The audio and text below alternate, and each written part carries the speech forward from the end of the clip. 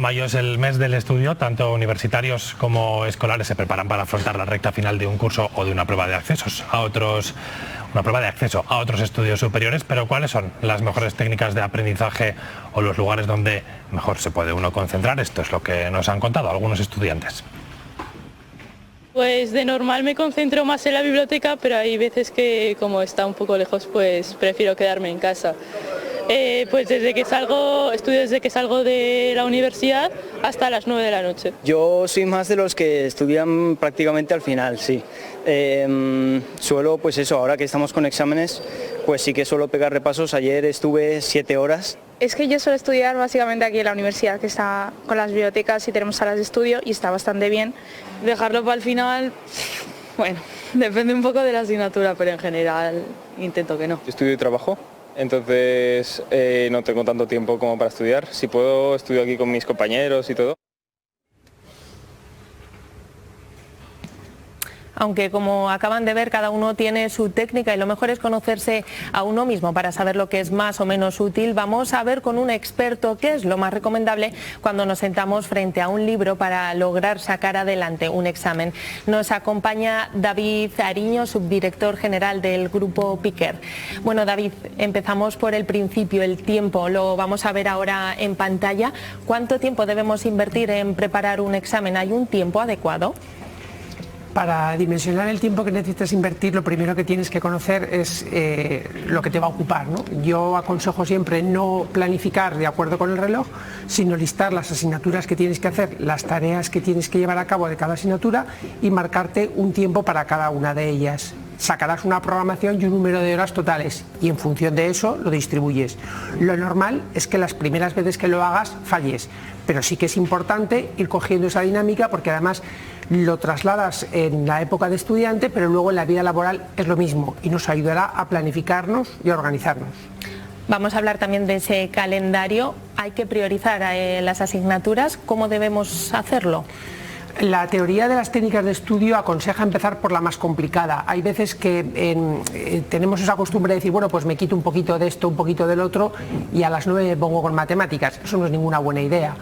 Todos tenemos también unos biorritmos y hay que conocernos. Habría que ver si nuestro momento más potente es el punto de la mañana, la última hora de la tarde o después de comer. Pero siempre tenemos que hacer coincidir nuestro momento más poderoso con la asignatura más complicada, que por tradición suelen ser las matemáticas.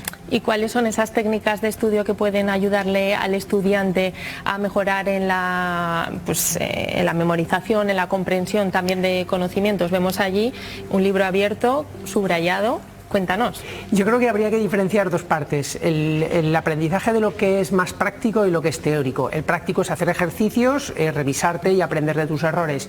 En el teórico es el que más dificultades suele conllevar y ahí es importante jerarquizar la información, el poderla estructurar. Y ahí entra de lleno el subrayado, viejo conocido y poco practicado. En el subrayado, yo en Grupo Piquer recomiendo siempre el poner siempre el mismo color para la idea principal, siempre el mismo color para la idea secundaria y luego un tercer color, también siempre el mismo, para datos concretos como pueden ser fechas, obras de literatura o de arte, por ejemplo, ¿no? ¿Y hay un entorno más adecuado para estudiar? ¿Dónde deberíamos hacerlo? ¿Y es mejor hacerlo en compañía o es mejor hacerlo solo? Sin duda esa respuesta se contesta de la misma manera y es donde menos distracciones recibamos. Es importante tener un entorno en tu cuarto donde estás sin interrupciones, pero hoy en día una de las principales interrupciones que tiene la muchachada es el móvil. Puedes estar en la biblioteca, que si estás con el móvil, o en el parque, que si estás con el móvil, o en casa, vamos a tener el mismo problema. Hay que saber qué nos distrae, desde luego el móvil dejarlo al margen, y la segunda parte, que sería la de la compañía, pues va a depender de la edad y de también cómo nos influye esa compañía. Hay veces que un factor importante en el aprendizaje es la motivación. Si tienes un compañero o una compañera que te estimula, que te da esa energía y esa confianza, puede estar bien.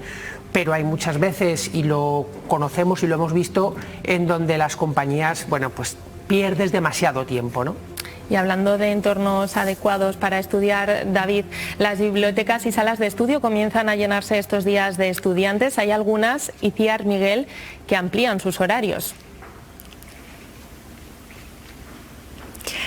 Sí, porque estamos a un mes de la EBAU y de los exámenes finales y para miles de estudiantes llegan los agobios y los no llego, pero no podrán decir me han faltado horas de biblioteca porque hasta 7 salas de estudio de la Universidad de Zaragoza, una de ellas en el campus de Huesca, amplían sus horarios hasta las 10 de la noche los 7 días de la semana.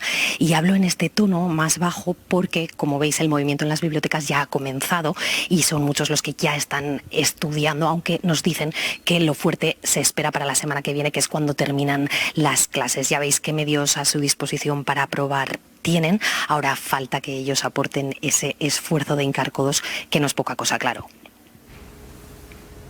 Gracias, Iciar. Bueno, ya lo hemos visto en las bibliotecas, un buen lugar para estudiar y también quizá para repasar. El repaso es otro de los puntos fundamentales, ¿no?, a la hora de prepararse un examen. Sí, cuando salía a las entrevistas me reía porque, claro, hay quien dice que estudia al final, entonces el repaso no cabe.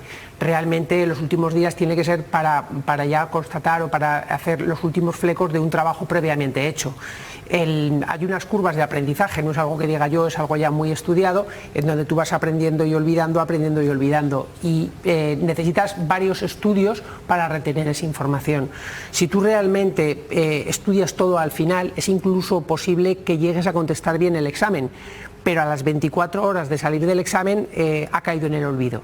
Lo vemos en la pantalla, un 10% para imprevistos y un 20% para poder repasar. Perfecto, es que al final siempre tenemos imprevistos, a veces personales, pues porque nos hemos encontrado mal un día o porque hemos tenido que hacer algo en casa que no estaba previsto, y luego el repasar es fundamental, tienes que dar un tiempo para repasar.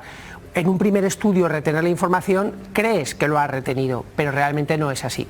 Y tan importante como repasar es coger aire, respirar y un poquito también desconectar. ¿Qué debemos hacer en ese tiempo libre y cuánto tiempo debemos dedicarle a nuestro ocio? Yo recomiendo 2 tipos de descanso, ¿no? Puede ser uno más prolongado, de que te cojas una tarde libre y hagas una actividad física o lo que realmente te relaje, puede ser escuchar música, puede ser salir al parque o quedar con los amigos, no hay ningún inconveniente.